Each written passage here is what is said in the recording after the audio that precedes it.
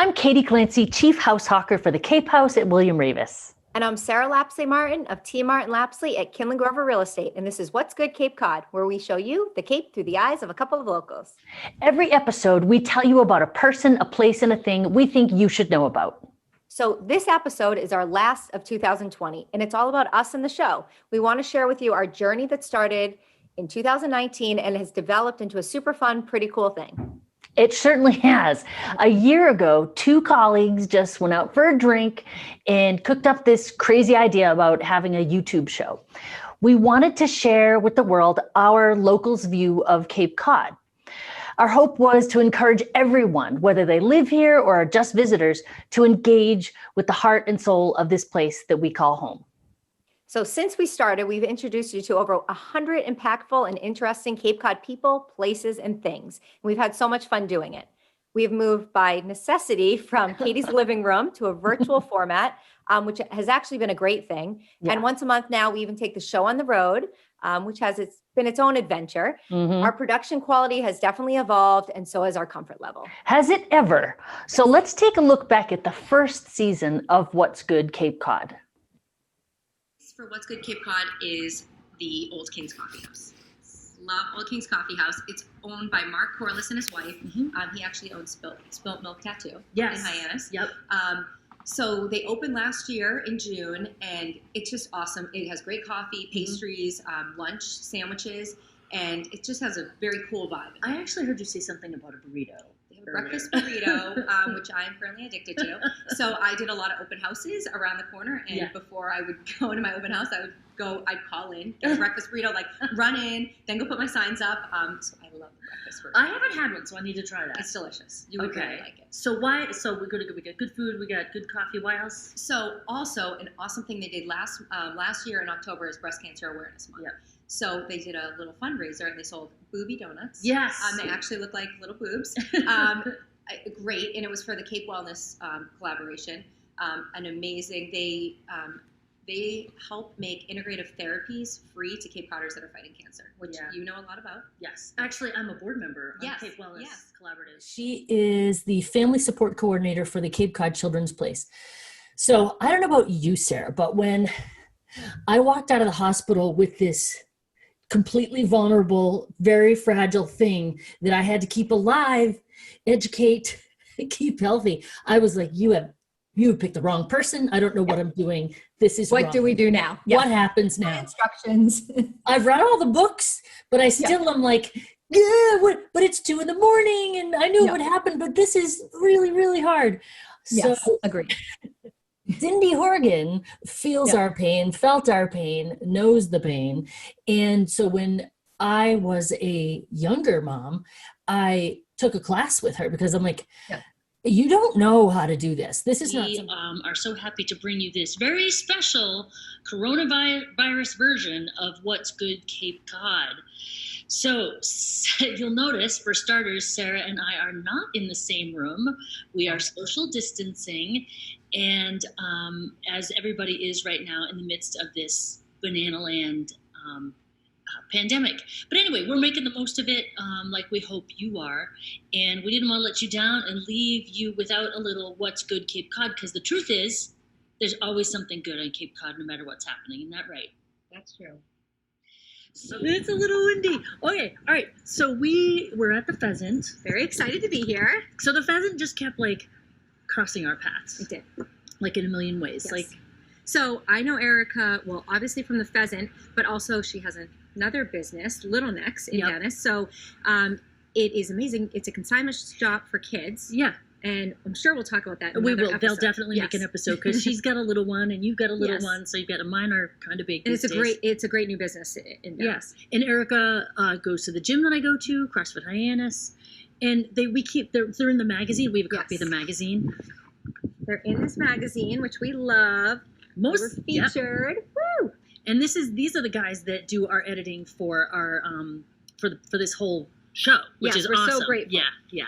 So first we are having we've had the oysters, which were amazing, delicious, and now we're going the corn and bacon with a lemon miso fritters. Yes. So pretty excited. So available to us.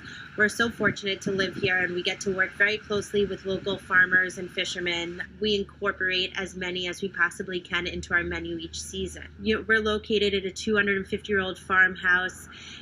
It was an old ship chandlery that belonged to Captain Howe, so there's a lot of history here, and there's a real soul and feel to our building, our restaurant, our menu, and It's a little cold out here, but if you're willing to brave it, I would say go walk the Dennis or just Bayside beaches. Any of the Bayside beaches. I love one of my favorites would be the Grays Beach with the boardwalk. If you're willing to stay out there for sunset, I think it's amazing. I just love walking out to the boardwalk. It's and just walking on any of the beaches on the Cape is just so peaceful this time. I will start with our person. Our person is Katie Falkowski. Katie Falkowski is a local gym owner, very humble person, and just a really good person. I go to her gym, and I'm always taken by the way she cares for each and every person, no matter what their fitness level is, their age, or anything. It's one that both you and I adore. And you have a really cool story about it. So it's the place is the Pelham House. And I think you should start because you did something very special at the Pelham House. So I love the Pelham House. I got married there. So it definitely holds a special place in my heart. Anyone that knows John McCarthy, or if you follow the Pelham House on Instagram, John McCarthy has his slogan, his saying is "Let's go." And he's someone that really has a passion and loves the Pelham House, which I just love to see someone that's so passionate about their work and their job. And you know what? I'm going to stop you there for a second. This is like advice for everybody. Yeah. If you're going to pay somebody to do something, whether it's give you food, work on your teeth, mow your lawn, you want to find someone who nerds out about it, like John McCarthy nerds out. And that's what he's doing. About Pelham. The place this episode is Truro Vineyards, which, we might not be able to visit right now, but they are doing curbside pickup. So you might have seen in the store, it's a lighthouse shaped blue bottle. So that was their original wine that they did. They now have expanded their line. They have, regular shaped bottles. They actually have a rosé in a can. And they've really just added to their line. They're also doing South Hollow Spirit. So they have a rum and a gin. So that's a local rum and gin that you can purchase. And the really cool thing that they're also doing right now is making hand sanitizer, which of course we all need right now. Yeah, that's a very super cool thing that a lot of like the distilleries, they have the capacity to do that, and they have the alcohol and whatnot. So I'm really happy to see that because I have had a hard time getting hand sanitizer. And it's something. It's something that once everyone is allowed to go back to places. They do networking events there. I've been there for Cape Cod Young Professionals networking events. They also have a music festival, Vinegrass, there, which I'm sure Market, which used to be the organic market.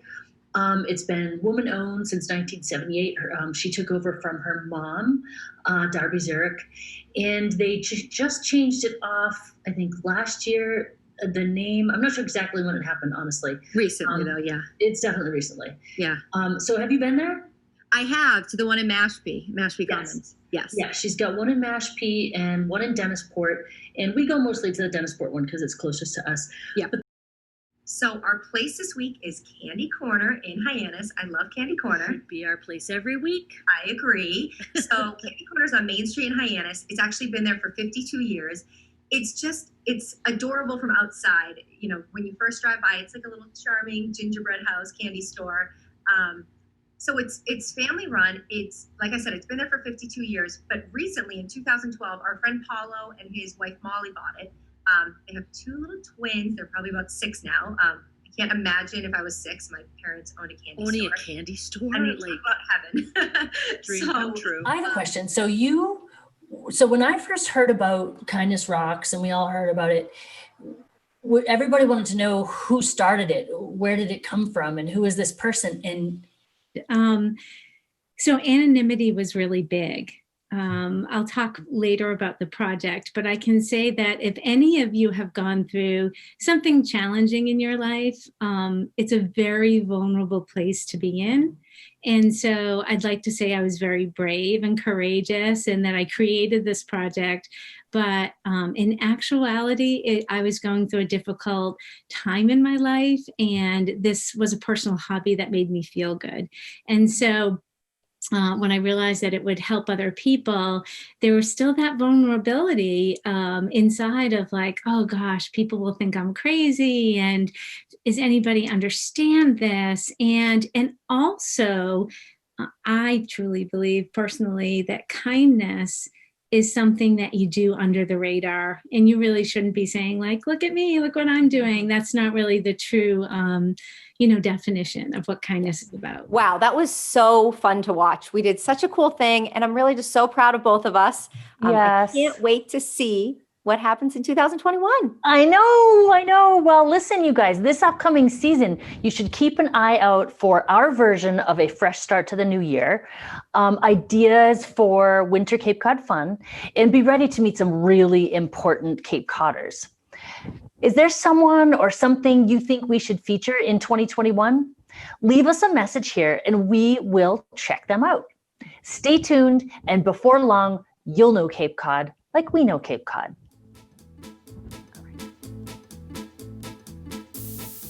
Oh, Lord. So, I had shut it off because we were... Yeah. No worries. All right.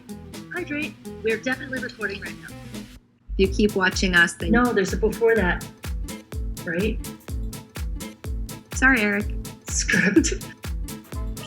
Oops, stop. Oh, how bad were the dogs? Did you hear? No.